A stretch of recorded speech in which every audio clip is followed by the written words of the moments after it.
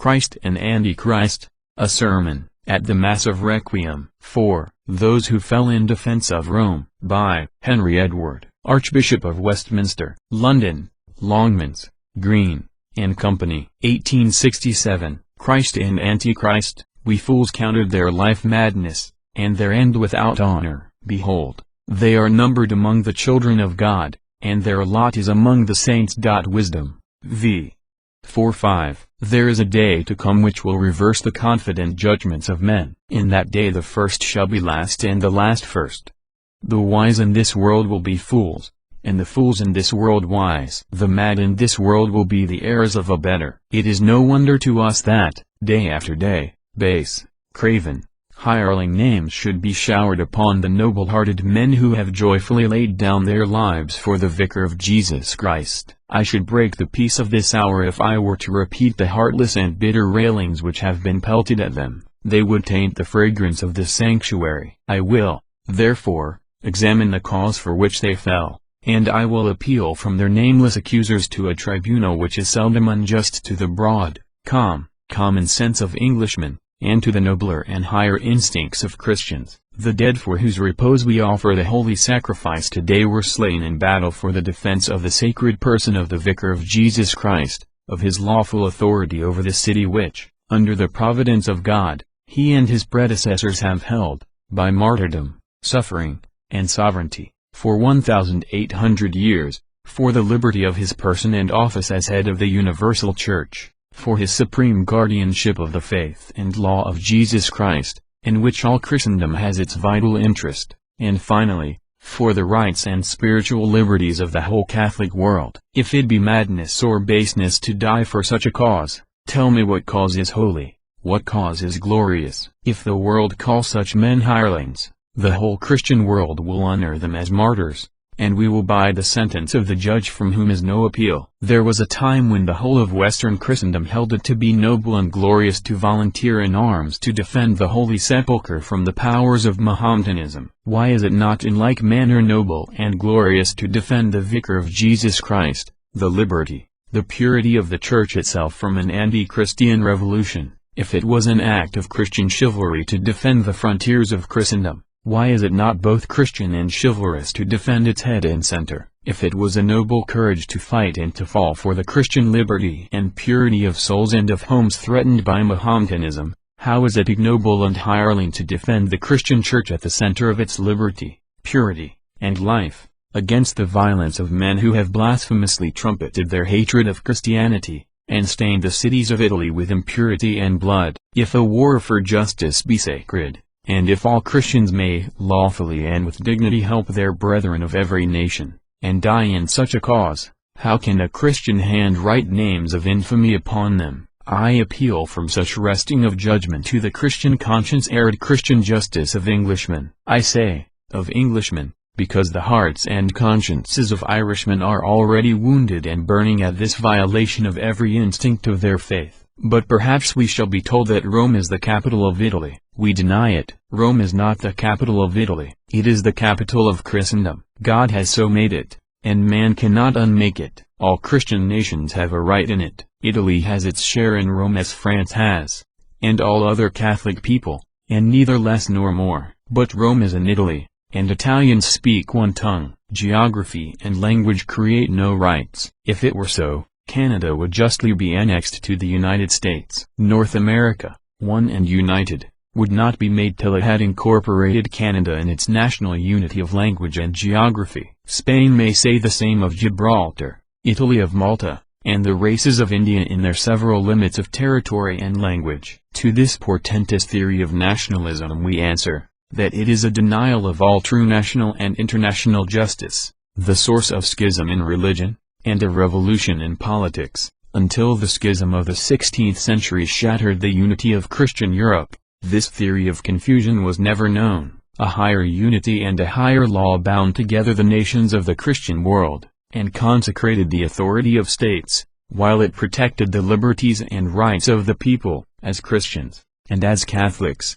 we refuse to break up the unity of Christendom for the unity of Italy, and to sacrifice the Christian and supernatural order of the world to the national aspirations of any people. For the last 30 years the doctrine of nationalities and non-intervention has been preached with a subtlety and a confidence which has seduced many and stunned more. Men have been afraid of raising their heads against the claim of a nation's right to make revolutions. The doctrine which the Protestant Reformation used as a wedge to split off nations from the unity of the Church has been since applied as the lever to overturn thrones, and to destroy international rights. It is now wielded to overturn the Holy See. We are told that the highest and ultimate unity on earth is the unity of a nation, that each nation may isolate itself both in religion and politics at will, and that non-intervention is a reciprocal and universal duty of all nations to each other. Against this system of national supremacy, anti-Christian and immoral, we protest in the name of Christendom. There is a unity higher than the unity of any nation,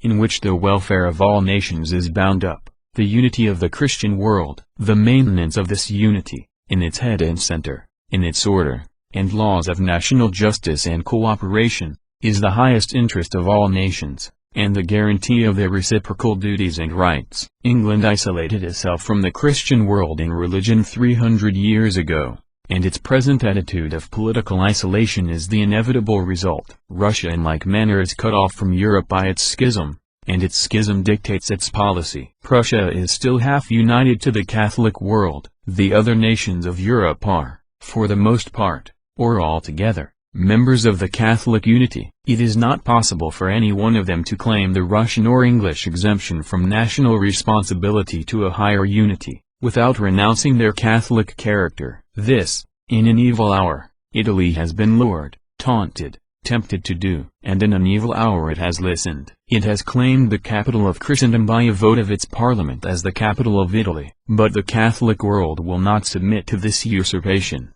and France, not as France, but as the mandatory of the Catholic powers, has defeated, and will defeat, the usurpation, and protect the center of Catholic unity and the head of the Catholic world. This is our answer. The unity of Christendom will not make way for the unity of Italy. It was for this cause these brave men fell, and yet it was not against the monarchy of Italy they fought. They were face to face with an anti-Christian horde, which the King of Italy disowned. Some 10,000 men of all parts of Italy, and of many other countries, armed and organized, without authority of public law, and in direct violation of the same, invaded the states of the Church. They made a private war in the name of the Red Revolution. This horde was led by the man who in 1848 stained Rome with innocent blood, and the other day demanded the overthrow of the Christian religion as essential to the welfare of the world. They were on their way to Rome to dethrone, not the pontiff only, but Jesus Christ.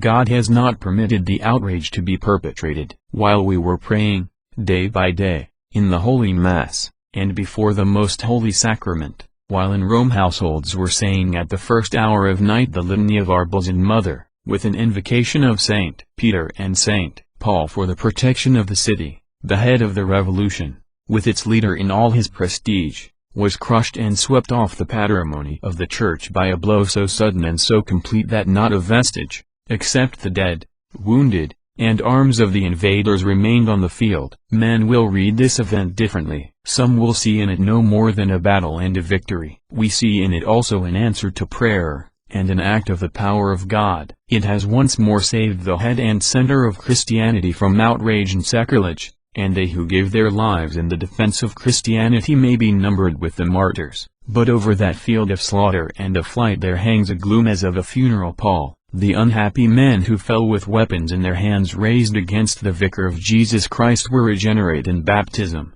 and once illuminated with faith, and members of the Holy Catholic Church. In boyhood they had made their first confession and first communion as you did, but some terrible illusion of Satan, and the snares of secret societies, blinded and entangled them. I would fain say, Father, forgive them. They know not what they do.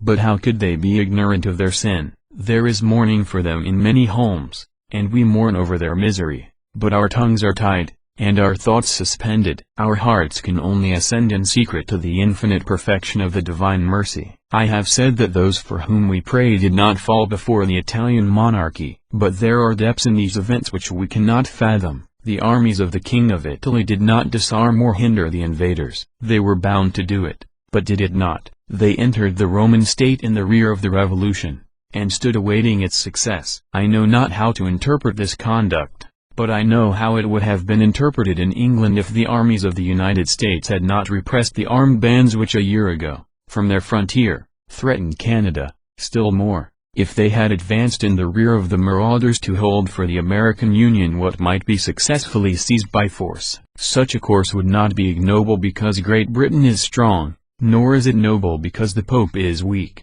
Neither are the national aspirations of Italy for Rome more legitimate than the national aspirations of the Union for Quebec. Italy has no more claim on Rome than on Dresden or Paris. Rome is protected by as sacred a right of sovereignty against the usurpation and ambition of Italy as Vienna or Madrid. Sovereigns do not lose their rights because they are in the neighborhood of stronger powers. If proximity and geography and the unity of language constitute a right for the greater powers to absorb the weaker, then Brussels may be lawfully annexed by France, and Amsterdam by Germany. We have loudly aided and encouraged Italy in this usurping policy. We have lavished upon it the moral support of leading articles, and we shall reap the fruit of our labors. It is a strange simplicity which pretends to wonder why France should ever have made a convention when it withdrew its protection from the Holy See, and why it should have surrounded it with a moral cordon, reserving to itself the right of intervention. It did so because the Holy See is to France and to the Catholic world a center in which they have supreme and vital rights,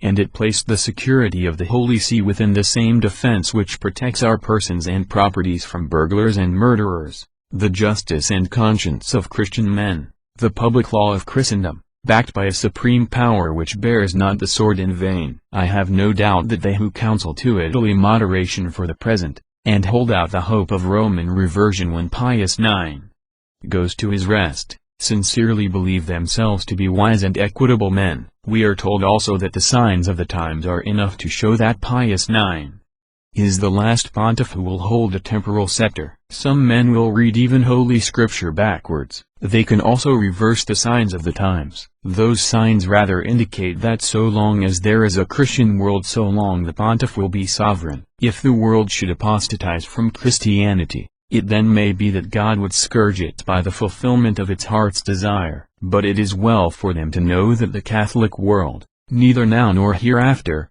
neither at the decease of Pius IX, nor yet at any time, will yield one shadow of the inalienable right of the sovereign pontiffs to the capital of Christendom, nor will it for a moment suffer the denial of its own supreme right and duty to intervene for the protection of the Holy See. The moral cordon of justice and order will be always drawn around it, and the right of execution will never depart from the Catholic world. In the days of Pius IX, it is France alone which has executed the will of Christendom. In the days of his successor it may be a league of Catholic powers, or the force of 200 millions concentrated and brought to bear by some future organization which shall give expression and effect to their will. For 20 years the anti-Christian seditions of all the world have aimed at the overthrow of Rome, at the destruction of the temporal power first, of the spiritual power afterwards. They hate the temporal power much, but they hate the spiritual power more. They think that if it were possible to destroy the temporal power,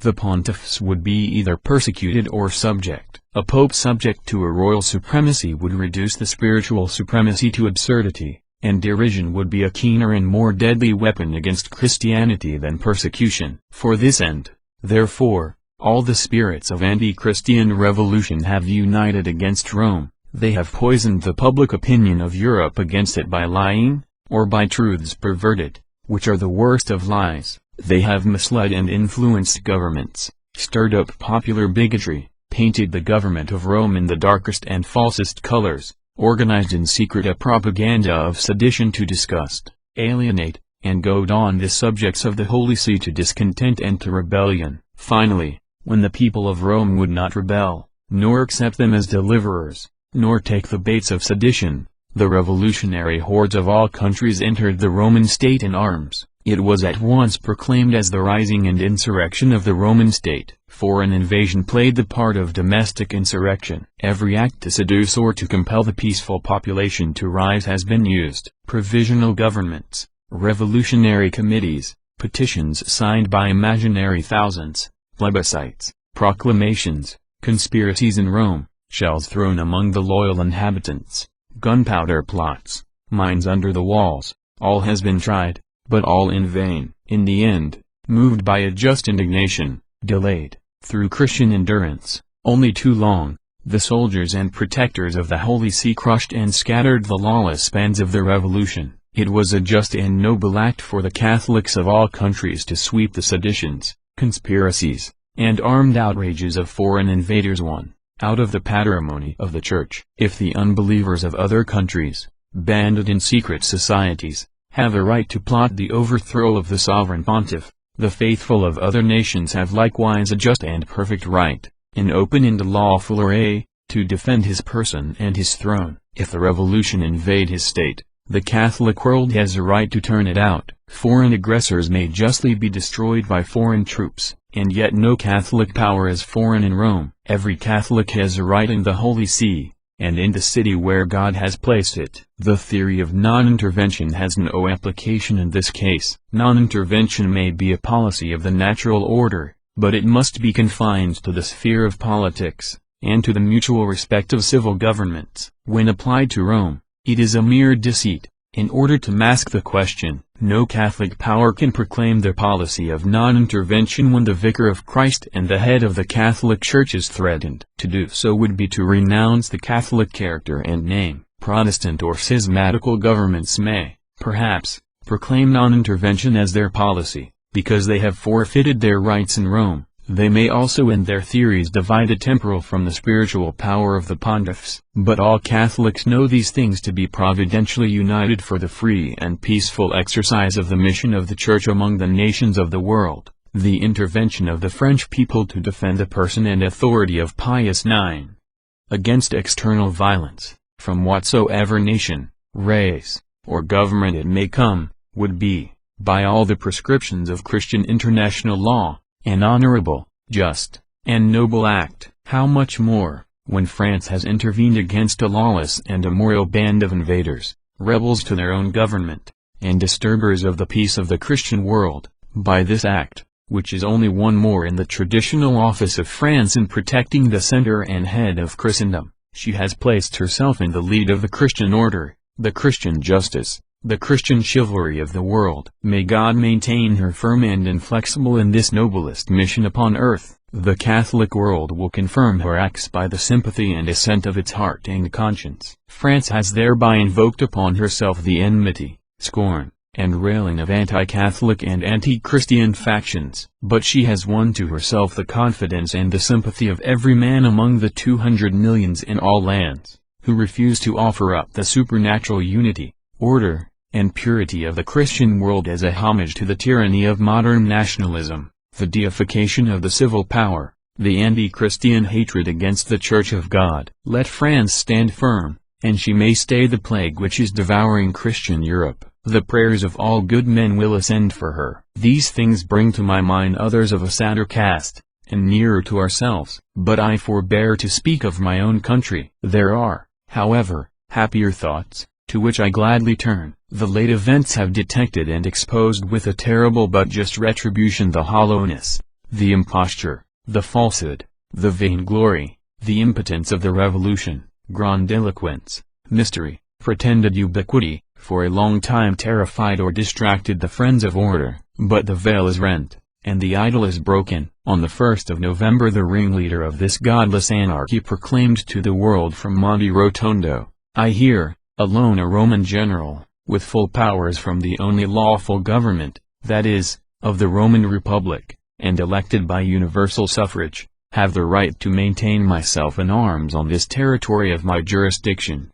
2. Before the moon was up on the night of the 3rd, he and his hordes were swept away, not by the soldiers of Christendom, nor by the armies of France, but by the just judgment of God, whom, in the Vicar of his incarnate Son, he had outraged and defied. Thus, then, is one vast scandal and danger swept out of Italy. Year by year there have been arising in Italy the harbingers of a better day. It has suffered much, and the shadow of a greater suffering which may yet come is cast before upon it. But there is yet time, and there is yet hope. Italy is both Christian and Catholic. Infidelity and revolution have tormented and tainted Italy, but Italy is neither revolutionary nor infidel. Factions have risen, from time to time, to the surface, and the traditional mind and will of Italy is for a while confused and paralyzed. But it is evidently rising again in vigor and control, and if only wise and Christian counsels prevail, the Christian mind of Italy will be once more in the ascendant. Then,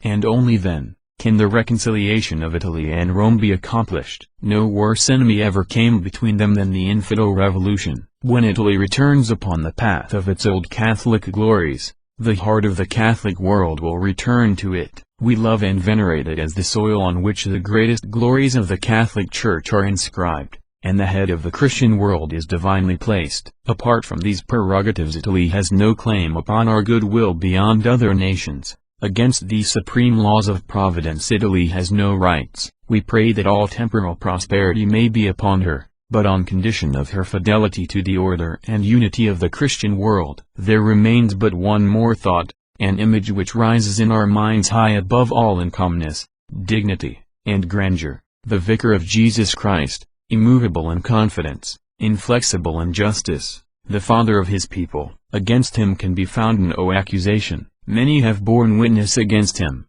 but their testimonies do not agree together. No man can convict him of injustice, of cruelty, of oppression, of even lawful severity. He has been conspired against and betrayed, but he has pardoned the conspirators and betrayers, to be conspired against and betrayed again. He has taken no man's goods, not so much as a shoe's latchet. He has never harassed the poor of his people, nor driven them from the humble homes of their fathers, nor wounded their conscience in that which is dearest to a Catholic people. The line of pontiffs stands alone for justice and mercy in the history and the assembly of kings. One accusation against him can alone be proved. He is a priest of Jesus Christ. Some men are to be found who think this enough to justify his dethronement. The Christian world is not yet of their opinion. Neither were these noble hearts who gave their life blood, as millions in all nations are likewise willing at this hour to do, in order to forbid this great sacrilege. In that little band were men of noble blood,